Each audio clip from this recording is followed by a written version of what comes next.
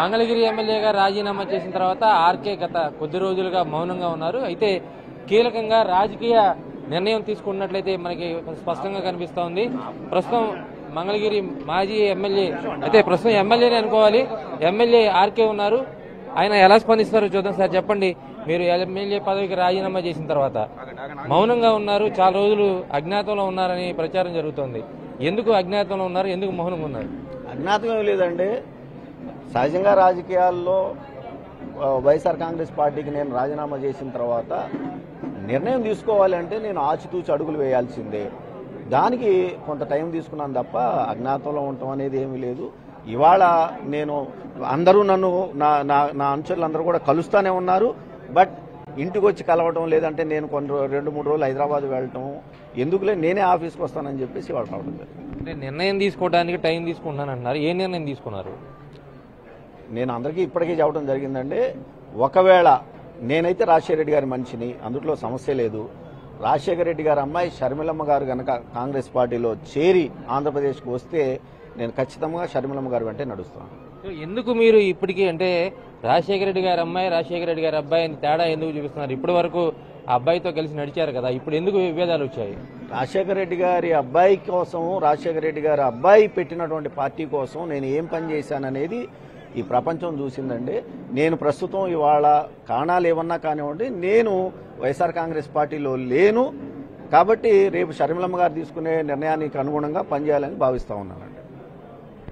మీరు షర్మిల గారితో ప్రయాణం చేస్తానంటున్నారు. ఇప్పటికే ఆమెతో కలిసి చర్చలు సాగిస్తారు, కాంగ్రెస్ పార్టీలోకి వెళ్ళబోతున్నారటువంటి ప్రచారం కూడా జరుగుతుంది. ఏమంటారు మీరు? అదేనండి, షర్మిలమ్మ గారు ఏ నిర్ణయం తీసుకుంటే ఆమె ఇంకా అఫీషియల్గా చేరలేదు. షర్మిలమ్మ గారు తీసుకునే నిర్ణయానికి అనుగుణంగా నా నిర్ణయం ఉంటుంది. మీకు క్లారిటీ ఉందా? అంటే పీసీసీకి చీఫ్గా రాబోతున్నారు, లేదంటే స్టేట్ కోఆర్డినేటర్గా రాబోతున్నారు? నాకు అంత క్లారిటీ లేదండి. షర్మిలమ్మ గారు తీసుకునే నిర్ణయం ఏమన్నా కానివ్వండి, ఆమె ఏ రూపానైనా సరే తిరిగి ఆంధ్రప్రదేశ్లో కాంగ్రెస్ పార్టీని బతికించుకోవడానికి కానివ్వండి, కాంగ్రెస్ పార్టీ తరఫున కానివ్వండి, ఆమె అంటూ వస్తే మాత్రం నేను ఆమె అంటే నడుస్తాను. మీరు ఒక సిట్టింగ్ ఎమ్మెల్యేగా ఉన్నారు, మంగళగిరిలో 2 సార్లు గెలిచినటువంటి అభ్యర్థిగా ఎమ్మెల్యేగా ఉన్నారు. మళ్ళీ మీకే సీట్ ఇస్తామనేది అధిష్టానం చెప్పినట్లుగా కూడా ప్రచారం జరుగుతుంది. ఇలాంటి సందర్భంలో ఎందుకు మీరు రాజీనామా చేయాల్సి వచ్చింది? నేను వెనక్కి వెళ్ళనండి. తిరిగి అసలు వైఎస్ఆర్ కాంగ్రెస్ పార్టీకి నాకు ఎటువంటి సంబంధం లేనే లేదు. నేను ఇంతకుముందే చెప్పుకున్నా, నేను ఈ నియోజకవర్గ అభివృద్ధి కోసం నిధులు ఇవ్వాల్సినటువంటి అవసరం ఎంతైనా ఉంది. అటు పులివెందులు కానివ్వండి, మరి మొన్ననే జగన్మోహన్ రెడ్డి గారు చెప్తా ఉన్నారు, పులివెందుల్లో ఆయన పోయి కొన్ని ప్రారంభోత్సవాలు కూడా చేసుకొని వచ్చారు.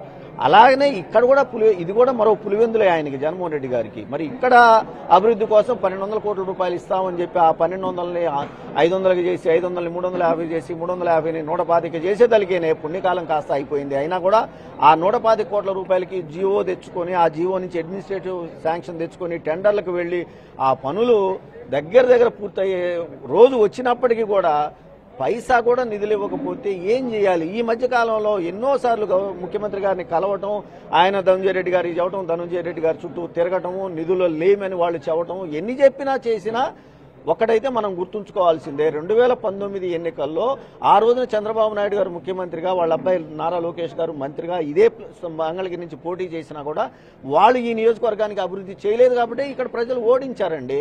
మళ్ళా తిరిగి మనం కూడా అదే పని చేస్తే, అభివృద్ధి చేయకపోతే ఇక టీడీపీకి వైసీపీకి తేడా ఏముంది?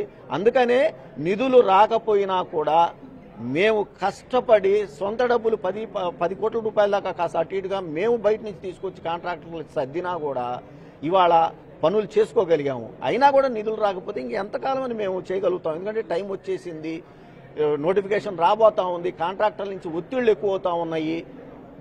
ఈ టైంలో వెళ్ళి బతిమలాడుకున్నా కూడా ఆయన ధనంజయ రెడ్డి గారు కానివ్వండి, జగన్మోహన్ రెడ్డి గారు కానివ్వండి, నిధుల గురించి మాట్లాడకపోతే బాధ వేసిందండి. అది కరెక్ట్ కాదు. మీకు జగన్మోహన్ రెడ్డి గారు గతంలో మీతో మాట్లాడినప్పుడే మీరు చెప్పారు, జగన్మోహన్ రెడ్డి గారు నాకు ఒక ఆత్మ బంధువు లాంటి వారు, నేను అసలు వైసీపీని వీడే ప్రసక్తే లేదని. ఇంతలోనే ఎందుకు ఇంత గ్యాప్ వచ్చిందంటారు? గ్యాప్ అనేదంటే అదే చెబుతున్నామండి. నేనేమన్నా వ్యక్తిగతంగా నేను గ్యాప్ తీసుకున్నానా? తీసుకోవాలా? ఆయన ఎలా అయితే ఈ రాష్ట్ర ప్రజలు మళ్ళీ తిరిగి ఆయన ముఖ్యమంత్రిగా ఎన్నుకోవాలని పనిచేసుకుంటా ఉన్నారో, అదేవిధంగా మంగళగిరిలో మళ్ళీ వైఎస్ఆర్ కాంగ్రెస్ పార్టీ గెలవాలని కూడా పనిచేసుకోవాల్సినటువంటి బాధ్యత నా మీద ఉంది. కాబట్టి నిధులు రాకపోయినా కూడా నేను పనిచేశానండి. అది ఏం పనిచేశాను అనేది ఇవాళ మంగళగిరిలో అందరికీ తెలుసు. మీరు బయటకు వెళ్ళి ఎవరిని అడిగినా కూడా వాళ్ళైనా చెప్పగలుగుతారు. అలాంటి అంత పనిచేసినా కూడా సహాయ సహకారాలు లేకపోవడం అనేది బాధాకరమైన. ప్రభుత్వ సహాయ సహకారాలు లేకుండానే ఈ పని అంతా చేశారంటారు మీరు?